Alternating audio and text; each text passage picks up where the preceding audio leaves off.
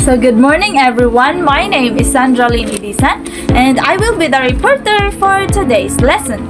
So our topic for today is all about population and development.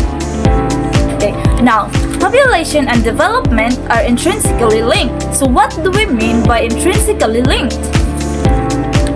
Okay, so they are connected.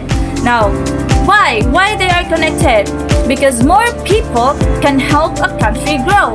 But too many people can also make it harder to give everyone enough resources. For example, when a country develops and gets better, it can also change how many babies are born or moves out there. So they affect each other naturally, like how growth depends on the number of people and how the development happens. Do you understand? Okay, now demographic factors such as size, growth, distribution, and structure can influence economic, social, and environmental progress. Now let's have the understanding this relationship is key to planning for a sustainable future. Why? Because it helps us use resources wisely and take care of people so the world stays healthy and good for a long time.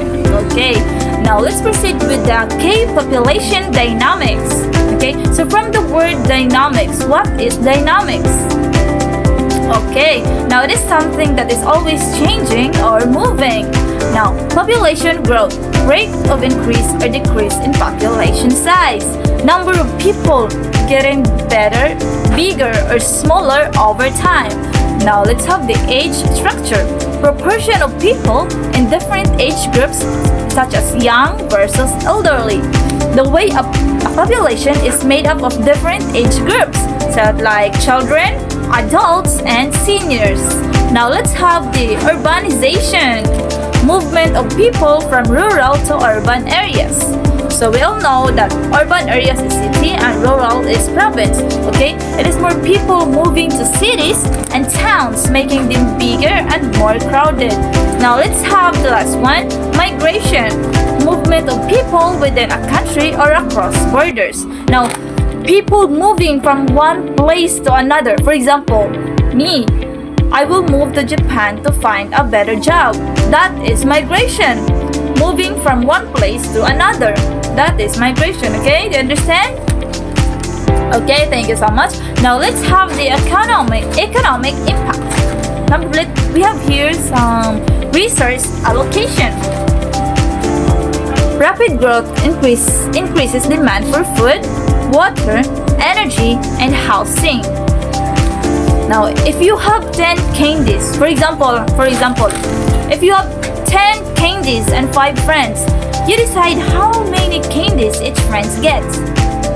Okay, now let's have the labor force. A growing population can expand the workforce, but may lead to unemployment if jobs are scarce.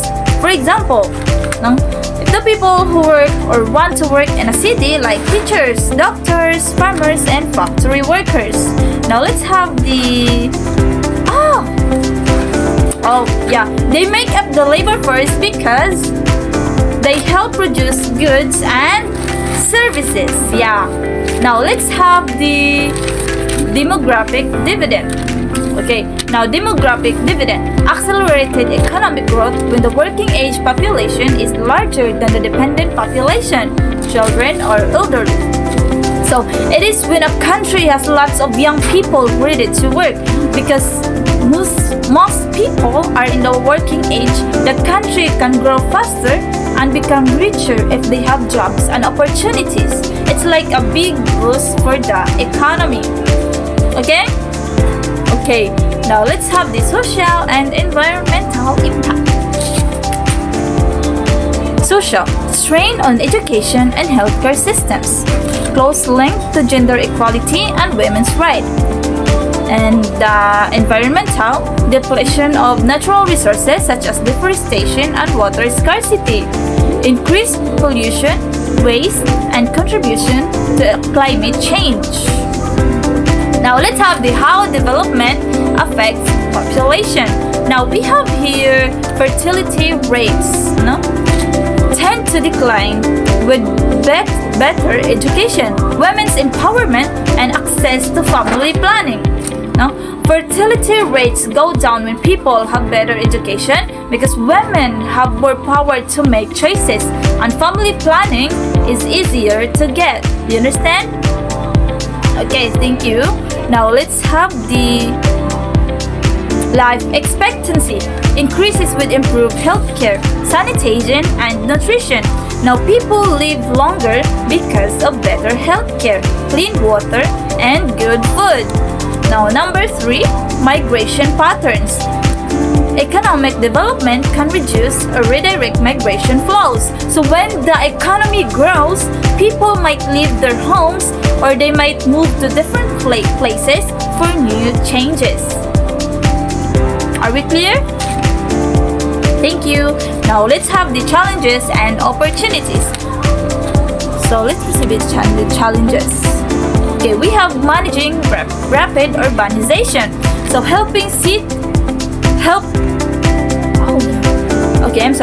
So challenges, managing rapid urbanization. So helping cities grow smoothly without chaos. Now ensuring food security and quality services.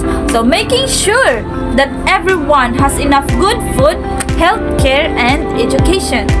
Now mitigating environmental damage, protecting our nature while we develop. Okay, now since we're done with the challenges, let's proceed with the opportunities. Okay, we have here investing in education, healthcare, and family planning. Now it can help people live healthier and happier lives. Now harnessing the potential of a young workforce. So using the energy and skills of young people can help the country grow and succeed. Now promoting sustainable consumption and production. So it's like creating a world that lasts longer and stays healthy.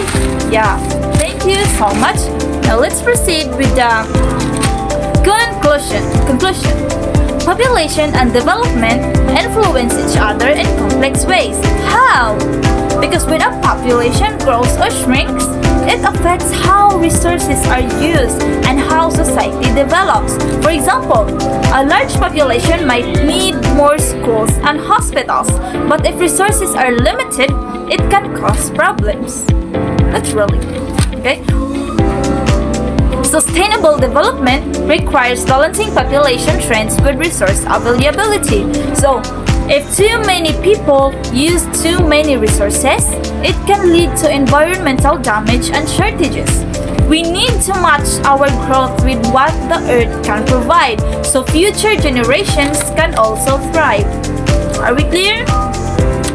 Okay, now let's have the policies must focus on improving quality of life, empowering individuals, and protecting the environment. So people need good living conditions and rights to make their own choices. Because protecting the environment ensures we have clean air, water, and resources now and later. Okay, now lastly we have a holistic approach is essential for a prosperous and sustainable future. Why? Because everything is connected. Health, economy, and environment. Addressing only one part won't work. It won't work because we just work on one part. So we need to think about everything together to build a balanced and lasting future. Okay? Now thank you so much. That's all for today. And do you have any questions or clarifications regarding my topic? If none, then that's all for today. Thank you so much for listening. Thank you so much for watching. And once again, I am Sandrolyn Edison.